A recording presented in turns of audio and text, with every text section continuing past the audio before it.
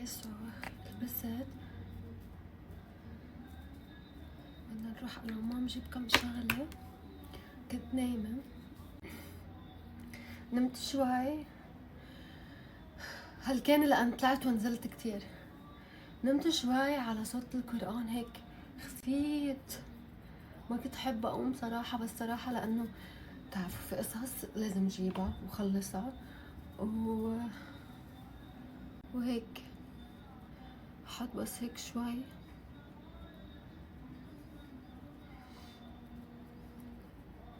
قالوا لي كل يوم طالع الشوبينج. هالمرة ايه يعني بدي اروح اجيب كمان كم شغلة بس لخلص من كل شي.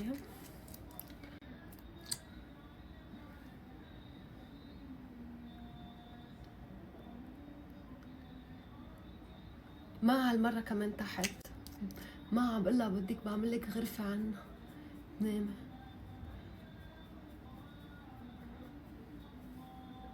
بس لأن هيك مشواري كتير هيكون سريع. بس طبعا هو او ماي جاد كتر. طبعا هو القصص ما حفرجيكن عليهم يعني. هو قصص لعيد ميلادي وهيك اذا عم شوف مثلا اذا في شي ناقص وهيك، مع انه يعني خلص اكثر من هيك ما شاء الله.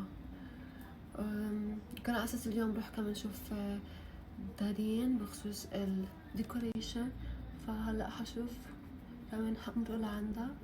من بكره حتبلش تحط لي قصص بالجنينه كرمال ما يكون كله بنهار واحد ونتلبك وهيك يعني عرفتي.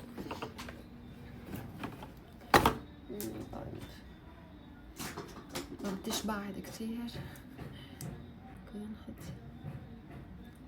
فكرة أمرار ما بحب أبدا الليب لاينر، بحب هيك حط بس دون. خلصنا ميك اب لليوم.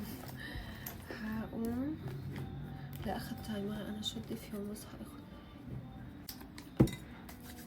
بعرف إنه عم تزهقوا سكين كير وميك اب وشوي من الظهرة بتصور لنا مش كل شي، بس والله هول يعني بعد وقت عيد ميلادي حتشوفوا قصص وبتعرفوا ليه كنت عم خبي.